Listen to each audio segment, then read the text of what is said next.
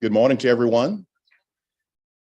And welcome to this Metro Plan Orlando CSC meeting. I'd like to go ahead and call the meeting to order. I'm Jeffrey Campbell and I will be chairing the meeting. This meeting is fully in person, so all committee members are asked to be present here in the Metro Plan Orlando boardroom. We still have virtual public participation. I'll ask all committee members to speak clearly and use the microphone so that those joining us virtually can hear. Let me just check in with everyone. It's been quite a year. The last month has been quite something. How's everybody doing with the storm? Everybody okay? Yes. Yeah. There's a lot of people that are still literally soaking out there. So let's, I'll lead the pledge this morning, and I'll even start with a moment of positive silence to recognize not only those people affected by the storm, but also we had another shooting in St. Louis. Okay, so I'll go ahead and do that. Stand.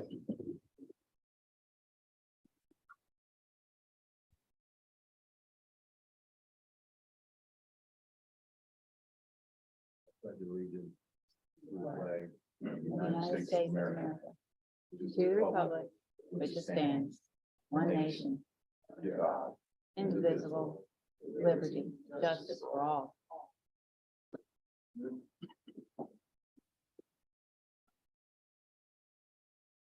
Thank you for that. We have two public comment points in the meeting. Members of the public who are here in person and want to make a comment should submit a speaker card to Ms. Lisa Smith. Those attending on Zoom and want to speak can use the raise hand feature on Zoom. We also accept the comments by email before the meeting. Today, we are happy to welcome two new members to the CAC. Now, bear with me on this name. Ms. Patricia Colo-Massant. Thank you for having me here. She's representing Seminole County. And then we have Ms. Tanika Nassim. Good morning, Tanika Niesman. So Okay. very close. Well, let's give them a second to say their Welcome. names correctly and tell us just a little about themselves. We'll start with Patty. Patty.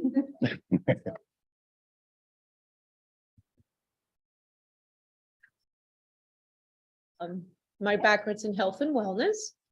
And I do have a health insurance agency, so I've combined both worlds. I'm a marathon runner and I'm happy to,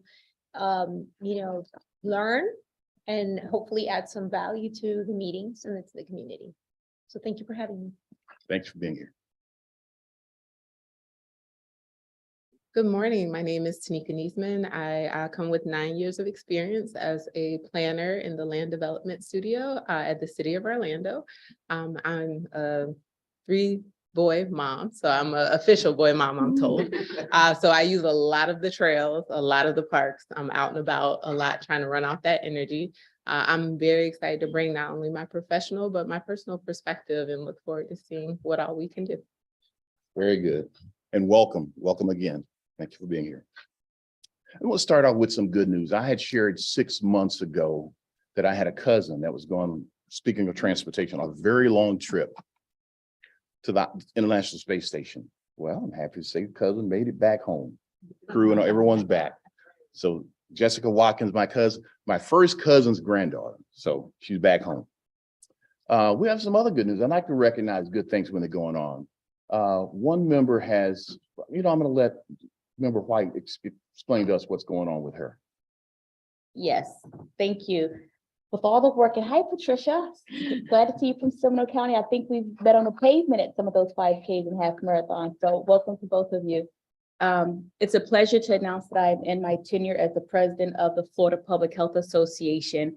And I look forward to having transportation. And I always brag about the work that we do here. In many of the plans, it says public health and health outcomes. So as the president of the Florida Public Health Association, working with all those, and that's you, that's doing the work of public health, I invite you in advance to our annual conference, which is always in Orlando, so that we could talk about how we are impacting health outcomes with our planning, implementation, and looking at those who have limitations with transportation. So it's exciting to serve in that capacity. And with the appointment to the state, there are a few boards that I have dropped, but this one I have not. So it's a pleasure to continue to serve with this group as I continue to learn of how transportation impacts health outcomes for all. So thank you. Very good. Thank you. Thank you for sharing that with us, and congratulations to you. I'd like to take just a moment, because this has to do with time, and just say something that probably could have or probably should have been said sometime in the past. I've been a member of this committee for several years. It was actually the Citizens Advisory Committee when I became involved in it. A few of us have been here that long. Some have been here longer than I have. I say thank you to all the members, old and new, because you freely give your time to serve our community. So thank you for that. We do this because we care.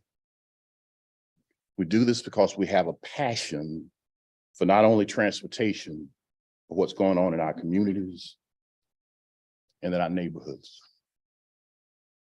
We are a diverse group with regard to age, gender, geography, interests, and demographics. And frankly, that's the way it should be. We want representation of our committee and its meetings to be inclusive and bring all of these viewpoints into our meetings and discussion. So that's why we're here, right? However, we must be respectful to everyone's time during our meetings. We need to keep our meetings moving, and we need to keep them on time. But when passion takes over or slips in, and only a few members pretty much dominate the conversation or discussion, others are sometimes reluctant to say something, or it may even inhibit the chances to just reflect on what they're thinking about. We want to hear all viewpoints, not just a few. So we want everybody involved. Because when this happens, it makes it look like the few is speaking for the whole group, and it shouldn't be that way. With regard to our presenters, they come to us as partners to MetroPlan. They come to us as our guest. And in most cases, they are individuals with much more expertise on the subject matter than us. We owe it to them to listen, ask questions, and maybe point out things that may be difficult for the public to accept, understand, or comprehend regarding subject matter. But it's certainly not our job to grill them about subject or any other topic. We should never ask them gotcha kind of questions. or make them feel uncomfortable about a decision that had been made by their superior, or in some cases, elected officials. We just need to be careful with the passion, that's all I'm saying. And finally, back to the time issue, it's just not a good use of committee's time to tell the presenters at length while we agree with them or expound on our personal feelings about the topic. I know we are passionate people, and it happens. We do have member comment time, so we can expound on whatever we want or whatever the subjects are that we're passionate about. We can do that, provided that we have time. So I'll end this with how I started. Thank you for the passionate commitment that you have to transportation in this committee. And thank you for sharing your most precious asset, your time. With that, I will turn it over to Ms. Mary Ann Horn for our agenda review. Thank you, Chairman Campbell, and members and all of those attending, both in the room and online. In this format now, we need a quorum of 15 members in the room to conduct votes. As always, it is important to RSVP for meetings so that we can prepare. There are still Zoom and YouTube options available for the public. As Chairman Campbell noted, we are delighted to have our 2 new members. We also recently received a resignation from Mr. Brady Lassard. The city of Sanford is aware, and they will name a replacement for us soon. A reminder that today's meeting includes a workshop on our active transportation plan, which is being developed in conjunction with our next 25-year vision, the 2050. Do you believe this? The 2050 Metropolitan Transportation Plan. We will move through regular business as well as our introductory presentation on the plan and expectations for your feedback. And then we will adjourn and we will go directly into the workshop mode to participate in what is going to be the very earliest stages of feedback on this material. So Mr. Alex Trauger and Mr. Slade Downs of our staff, along with our consultants from Fair and Peers, will be here to guide you through it. I think you'll find it very interesting and I hope enjoyable. And so today will be a little different in a very good way. Also today, we begin the process of choosing our officers for the 2023 calendar year. We have an action item in which we will be asking for volunteers at today's meeting to serve on the officer selection subcommittee, which will meet virtually with me during November to come up with nominees to be voted on at our December 7th meeting. So if you would like to be on this subcommittee, you can volunteer when the time comes. If you would like to be considered for committee leadership, you can let me know after the meeting or within the next week. We do stipulate that if you are interested in committee leadership, you can't sit on the selection committee that's going to choose the slate of leaders. I think that makes sense, right? And also, I want to tell you that this week is designated by the Florida Department of Transportation as Mobility Week. And that is to bring attention to all aspects of multimodal transportation. So Metro Plan Orlando is co-sponsoring 2 events, both of which take place tomorrow, October the 27th. And I wanted to just say a word about them. I also included links in the email that I sent yesterday, if you got that, or you can find these on our website and our calendar. But at 10 a.m., we're hosting Airtime, which is a virtual presentation and discussion on the region's air quality. There are more details on the website calendar and a place to register for the Zoom link. At about 1:30 p.m. or as soon as the Links board finishes its meeting, we are helping present an event at Links Central Station downtown, which is called the Blind Experience. And this is an interactive event that helps folks appreciate the challenges of our visually impaired pedestrians. So both of those will be tomorrow, 1 in the morning, 1 in the afternoon. You should have links to the individual events in your email, or they're available on our calendar. We have no changes to today's printed agenda. I would just like to point out on the 3rd action item, the approval of next year's meeting calendar. that some parts of that calendar may change, but not the parts pertaining to our CAC meetings. Those dates are set. A couple of board and committee meetings may need to be shifted, and we'll let you know if that happens, and that of course will be on our calendar when the board officially adopts it. But you can go ahead and commit the CAC dates to your personal calendars for 2023, and that'd be a good idea to do that. So now I would like to ask Ms. Lisa Smith to please call the roll. Good morning. I'll ask all committee members to keep your microphones off until called. And we do have one committee member that's joining us on the virtual side. That's Ms. Salas. And if you could unmute yourself for the roll call and go on mute again after your name has been called. Beltran, Here. Bobinger, Here. Bosley, Present. Buttery, Present. Campbell, Present. Bryant, Coleman. I pray that I don't butcher this.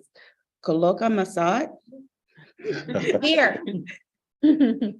Cologne, Cortez, Present. Council, Davis, Henry, Lopez, Mormon, Here. Mott, Present. Mueller, Here. Niesman, Here. O'Hanlon, Here. Peters, Here. Pigram, Pizzo, Present. Rumpf, Yes, here. Savidra, Salas, Here. Shaw,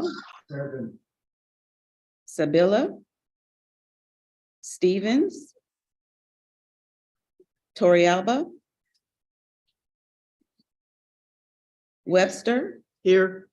White. Present. Mr. Chairman, that concludes the roll call, and we do have a quorum physically present. Excellent. Thank you, Ms. Smith. We will now hear public comments on action items. Do we have anyone online who want to speak on any of these items? If so, please use the raise hand function on the screen or press *9 on your phone keypad. When your name is called, the host will unmute your microphone. You will see a button pop up that says the host wants to unmute you. Accept the prompt to activate your microphone. We ask that you provide your name and address for the record. Please hold your comments to 2 minutes. Are there any comments at this time? There are no raised hands on the virtual side, Mr. Chairman. Do we have any people present in the boardroom today who wish to comment on action items? I have not received any request.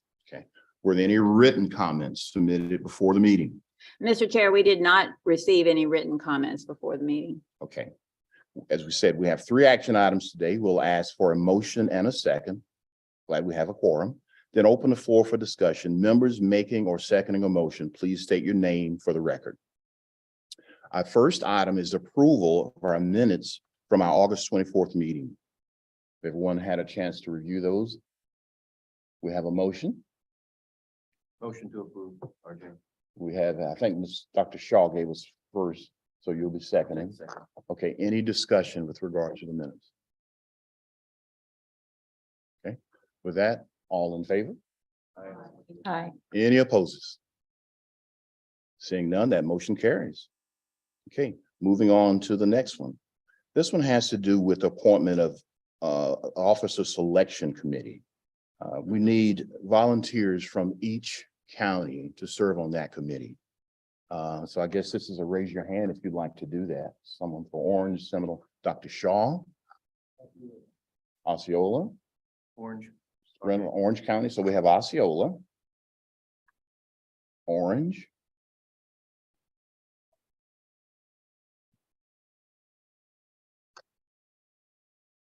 we need a Seminole. Mr. Bobinger. Right. Okay, so now I'll entertain a motion to accept this slate as our formal committee. Okay, Mr. Hamilton first. That was quick, I don't know. Ms. Mormon, okay, we have a first and a second. Any discussion regarding that? Okay, with that, all in favor? Any opposes? Okay, that motion carries. We'll have Dr. Shaw, Mr. Reynolds, and Mr. Bogan. Okay, excellent. And Mr. Chair, I will contact the committee directly and we'll set up a time that's convenient for all to meet on Zoom. Okay, So excellent. you'll hear from me. Our third item is the approval of the board's committee meeting schedule for next year. Okay, and that's in your agenda packets. We have no questions with regard to that. We can entertain a motion for that. Teresa Mott, Mr. Chairman, I make a motion to approve the calendar. Okay, thank you, Ms. Mott. And Dr. Shaw. Okay, any discussion on that? I know Ms. Horn mentioned there was one possible change to that. But not for us. Okay. Put them in your calendar. That's all. Put it in the calendar. Okay, so no further discussion on that? Okay, all in favor? Oh, do you have a question, Dr. Shaw? Oh, okay. Call the question. I thought you said question. Okay. Any opposes? Hearing none. And we moved through that pretty good. Okay, we have a presentation today regarding the workshop that we're about to take a look at, and we're going to have an introduction from Mr. Slade Downs from Metro Plan staff here. Hi, good morning. Thank you, Mr. Chair, and thank you, members of the committee. I'm Slade Downs. I'm a transportation planner here at Metro Plan. I'm also the deputy project manager for the active transportation plan. Taylor Laurent is the project manager. She couldn't be here today because she is at the Association of Metropolitan Planning Organizations annual national conference in Minneapolis. So she sends her regards. And without further ado, I will introduce Catherine Tellez from Farron Piers, the consultant on this project, and she will tell you more about it. Thank you.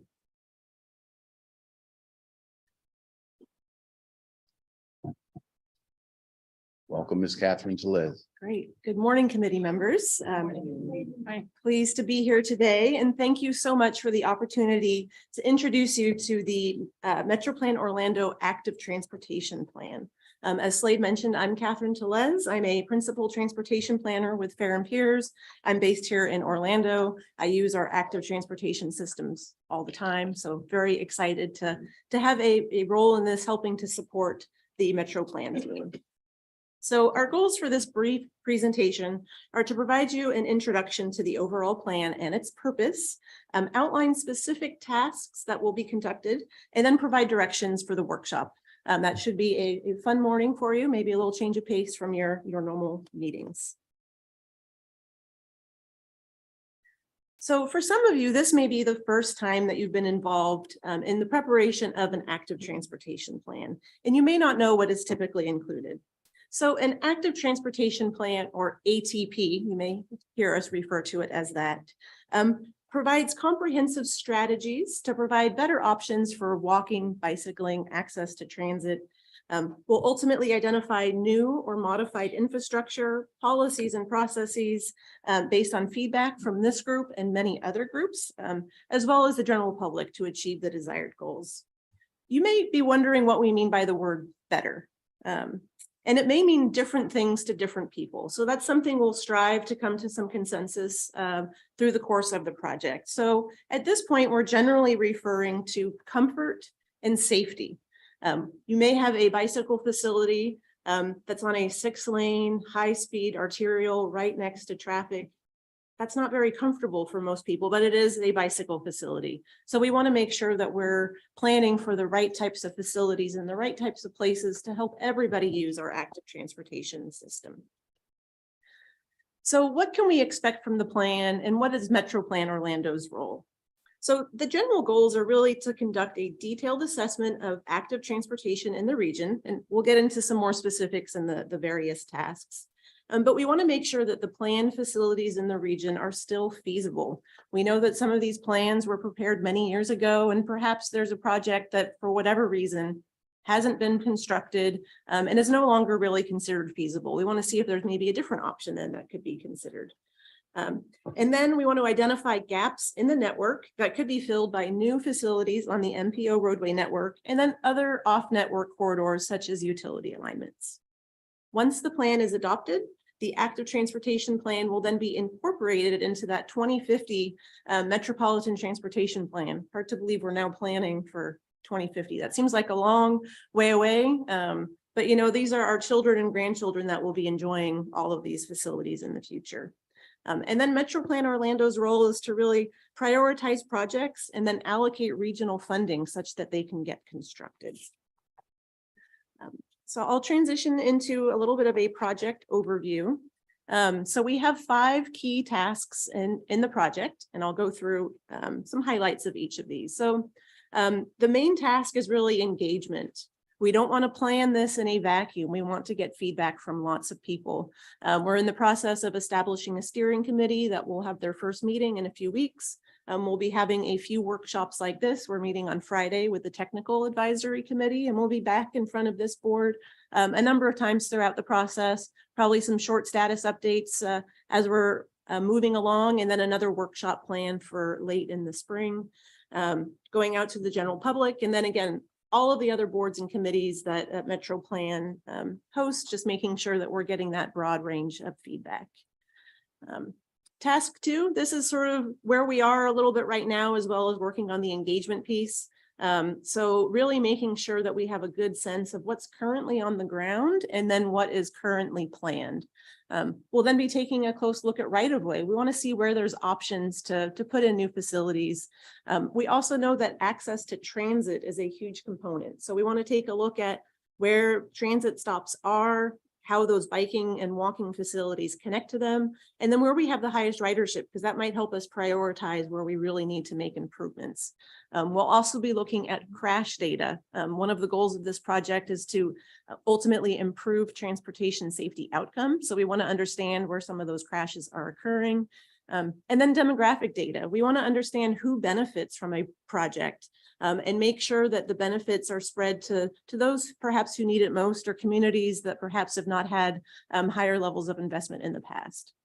We also know that the region is growing quickly. So we want to take a look at those future land use and roadway network plans and make sure that whatever this plan comes up with can be integrated into those future plans.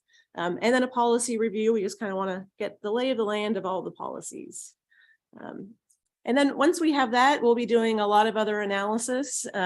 Really, I think the crux of it is identifying what are some accessibility metrics. So how many jobs are accessible on a low stress bikeway network? What is that level of traffic stress or the pedestrian level of comfort? And I'll provide a definition of that in a moment.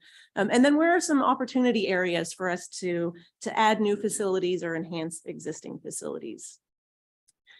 So level of traffic stress is a way for us to pretty quickly measure how comfortable a walking and biking facility is. Everybody has sort of a different range of tolerances, and we really want to come up with metrics that are representative of all that will be using the system. And so data that we would be incorporating into this analysis include what type of facility is it? How close is it to traffic? What's the traffic volume and speed of traffic on a roadway? What are lighting levels like? So there's a whole host of data information that we're building out into a GIS database to help us evaluate the level of traffic stress. So then we'll be able to see where we have those low stress networks that are comfortable for a wide range of people. And then those higher stress facilities, which maybe only the fearless and confident are willing to use, and maybe it's an opportunity to lower the stress of those connections. Then once we've developed the plan and all of the analysis, we have to document it to share. So we'll have lots of different types of deliverables. So we'll have lots of maps. There'll be static as well as interactive and web-based maps. We'll do a lot of infographics. This document will have, and the analysis will have a lot of information. So we'll work to have ways for people to very succinctly grab that key information that they need. We'll have some pretty boring technical reports because we have to prepare those. And then the plan is to incorporate this process with all of the other modal plans that are under development, because we want to make sure that any conflicts can be evaluated and weighed before plans are adopted. So that way, as plans go to get design and construction, we don't then realize, oh, we have a conflict with a truck route or some other plan element. So we'll be working through those as well. So we have an ambitious sort of 15-month-long schedule. And so we're here end of October 2022, really on that data collection, existing conditions assessment. We'll be working through the analysis early part of next year, then doing some system planning. We're aiming to have some preliminary draft plans available in June. We'll be getting lots of feedback on those, and then we'll start working on documenting everything to then have a final plan in December. So we have public engagement planned throughout. So we have our steering committee, the first meeting of that group is planned in early November. And then we have a number of community advisory committee, technical advisory committee, workshops planned, and then general public engagement. And then, of course, we're welcome to come to any of the boards upon request, and when we have information to share, just to make sure that everybody is kept up to date on the project and there's no surprises at the end. Okay, so now let's get into the fun stuff. So you may have noticed when you walked in that there's some easels and other things in all the other rooms, and most importantly, there's candy. So be sure to grab some candy. And so we have monitors in each area that will just have some highlights of the schedule and key tasks. So in case, there's a lot of information. So if you want to take a closer look, we'll also have descriptions of different bicycle facility types. And looking through the various maps, we're seeing that the same thing was being referred to with slightly different names. So we just wanted to have some consistent nomenclature for everybody to work from. So when we say shared use path, you have an understanding that that's an off-street trail that's primarily designated for people walking and biking, no vehicular traffic. So you'll see examples of those. And, the goal is we'll come up with some consistent nomenclature because everybody has some slightly different terms for things. And then we will have maps of all of the existing and planned facilities in the region that we were able to source from various places, because we really want to make sure, do we have this right before we move on to the next step. So what we really need from this group, and we'll be asking the same from the technical advisory committee, is to review the existing facility types, so it's already built, and let us know if they're miscategorized. Maybe your community has a bike lane and you recently added a buffer to that bike lane to make it a little bit more comfortable. That's not reflected in those maps. So please let us know. And then, as I mentioned before, there might be some future planned facility types that are maybe no longer feasible. Let us know so we can take those off of the plan, or perhaps work with you and your community to figure out what is a feasible alternative for that alignment. And then there's a lot of different ways that you can provide feedback. So we have Post-it notes and pens, so feel free to put some notes on a Post-it and stick it on the map. Feel free to actually just write on the map if you like. And then we also have an online portal that has a lot more detailed information, and you can actually go in, put comments on specific locations. You can even upload documents and files. Maybe there's a GIS layer hidden on somebody's computer back at your office. Send those over to us so we can incorporate those. We also have some survey questions we'd love for you to fill out. And then there's some answers to frequently asked questions. And this platform will be the starting point of our public engagement as well. So if you have any feedback on the usability of the portal and instructions, please provide that as well so we can make it as user-friendly as possible for the public. The version that you'll see today is in English, but when we go out to the general public, we do plan to have both an English and a Spanish version side by side so that it's more accessible to everybody in the region. So once we get all of this information, really our next steps are just to refine that existing and planned bicycle map, so we know what's already on the ground and what we can expect to be constructed by 2050. And so really we want to collect all of this feedback now, so there's not any surprises towards the end of the project. So we've sort of separated things by counties, thought that might make it a little bit easier. So in the Harold W. Barley conference room, the first one, we have Orange County. And then in the Bald Cypress Conference Room, we have Seminole County, and then in the atrium planning section, we have Osceola County. So I would encourage you to visit all of the different counties, but start first in the county that you're most familiar with, just so we can spread folks around. There are 2 sets of all of the information in both locations. So if there's a bunch of people in front of you, feel free to kind of move around and you'll find perhaps a board that's not being occupied. We also have some sign-in sheets. If you could just sign in once, we have them in each different area. We just want to make sure we have a record of who attended the workshop. And then, as Slade mentioned, Taylor is the project manager for Metro Plan, and then I'm the consultant project manager. So with that, happy to answer any clarifying questions for the workshop, and we'll have staff around that can answer lots of other questions throughout.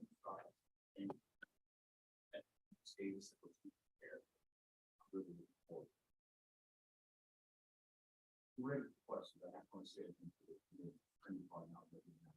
But I'll defer to that question for you. 2050, I know it's involved. But how do you factor in things like potential or reality of that? Yeah, I mean, that's a great question. And I think this is all about making our transportation system more resilient and providing more options and building some of those factors into the prioritization process as well. And so, you know, when you think about a natural disaster that perhaps cuts out power and maybe your traffic signals aren't working, having a more resilient transportation system where people could walk or bike to places can really help us during that recovery. And then, you know, the funding piece of it is important as well. And so thinking about how we can have some resilient funding sources to help out to get things constructed. Very good. Okay, now we'll take questions from committee. Oh, we'll start this way, and I don't see any yet. Now, if you have questions, just turn your card. We won't leave this side until everyone has an opportunity. But Mr. O'Hanlon, I see you're up. How do you see Microphone. Yes. Mr. O'Hanlon, your microphone. No. It was, okay.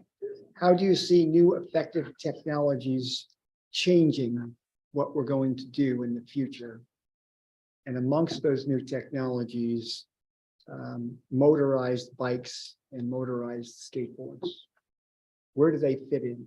That's a great question. And I think that's something that we'll want to discuss with the steering committee and some of the other Metro Plan groups to see really how we want to plan for those. It seems like right now, all the jurisdictions have somewhat different policies related to scooters and bike share and a whole host of other things. And we're not trying to dictate those policies. So I think that's something that will be evolving through the course of this process.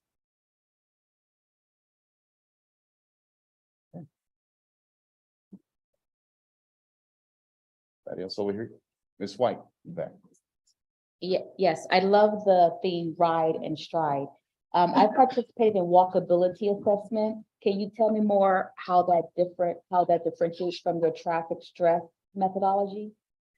So the level of traffic stress, I mean, we're really trying to evaluate a 3-county region in not a lot of time. And so really it's taking data that we have in a GIS database. So it's understanding how wide is a sidewalk. Do we have a buffer between the sidewalk and a travel lane? How wide is that buffer? What type of buffer is it? Is there street lighting? Is there, what's the pavement condition? Is it good, or are there a lot of cracks, or are there trip hazards?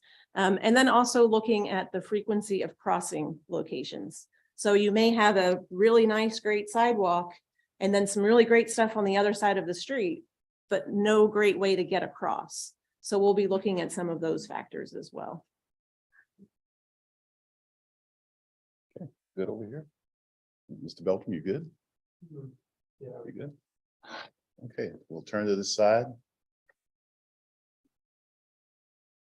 Tanika, Patricia, you guys good? No questions? I didn't mean anybody couldn't ask questions after my comment. Put me in time out. And if there are other questions, Metro Plan staff, when we have other staff That's what I here. figured. They're just saving them for you for there. That's what it is. All right. Well, Mr. Les, thank you so much for today, period, and your presentation now and what we're going to share later. Thank you. Thank you again. Okay, that was our last presentation, our one and only presentation for today. There are several items under general information in tab 3 in your agenda packets. The next in-person CAC meeting will be December 7th. We do not meet in November, so please remember to RSVP. The CSC meeting dates for 2023 are included in your packet. We just voted on that. The next Metro Plan Orlando Board meeting will be on November 9th. At this time, do we have any committee members that like to make final comments? Mr. O'Hanlon. For 2 months. I would just like to give everyone in here an update on full self-driving. Everybody thinks this is 10 years out. It drives me around everywhere. I pull the car out of the garage because I don't have an automatic garage door opener, so I have to do it myself. I press the button, I say, drive me to Metro Plan. That's all I do. It has become so good. And I've had about 90 people drive my car. I've never let anyone use the FSD, but I now let them use it also because it no longer makes mistakes. It no longer is because the computer's ones and zeros, it no longer jerks around turns. Most people have no idea that I'm not driving the car. And when they get in the car and they're mind boggled that they've been reduced to an observer. Elon's going to release, I've been one of his people training the car how to drive. He's about to release it to everyone who has ordered the program before the end of this year. And probably by the middle of next year, you're going to see these cars driving around with no one sitting in the driver's seat. That's not what really is important to us, to have a car do that. What's important to us is we're going to have little mini electric buses driving everywhere every 5 minutes, moving people around the Orlando area. They are so inexpensive that the amount of money that we fund mass transit with right now will allow these buses to go around and drive for free. Anybody can get on and they can get off. That's going to take people out of cars. So just want you to think about it. That's where the technology is today. That's where it's going. And Tesla plans on making these little micro buses around 2024. So this is not way out in the future. This is coming at us at light speed. And we're making all of these decisions as though this does not exist. So we just need to think about it when we do our planning. Thank you. Mr. O'Hanlon, what's the acronym you used that you said some people didn't use? FSD. Did I use that when I drove your car? No. Okay. No, because up until 2 weeks ago, I would never let, and you use autopilot. Okay. Which just means it stays on that road and you have to physically make every turn. Okay, right now I'm training it how to drive out of my driveway. Okay, and I'm doing some of the final programming for the car to do traffic circles the way a human would do it. It can do traffic circles, but it sees all these moving cars and the car gets scared and it stops. Okay, because at every other intersection, the vehicles are stopped, but in a traffic circle, no one's supposed to be stopped. So probably within 3 or 4 weeks of me training, that'll be behind us. Thank you. And at that point, you can see all of these vehicles with no driver, and the driver is the biggest expense of mass transit. Dr. Shaw. Yeah. Give me, it's not a. Use your microphone on, Dr. Yeah. You're on. Yeah, are you a registered agent for Tesla? No, and it's a good question. I will tell you that a good part of the reason why I first purchased this car was so the leadership of this organization could drive the car. Because we here are here for the benefit of Central Florida. And I want us to make the best, most educated decisions with the limited transportation dollars that we have to make life better for all Central Floridians. So I'm not a spokesperson for Tesla. It's just that they happen to be the company that has the technology that's going to affect all of us. I'll piggyback off what you said. Just to let everyone know that at UCF, there's at least one autonomous vehicle that's transporting students across campus, and there might be two. I'm not sure if the second route is already in effect, but also at Lake Nona, there's autonomous vehicles going back and forth without drivers. So just so everyone's aware that this is not the future, it's the now, right? So, yeah.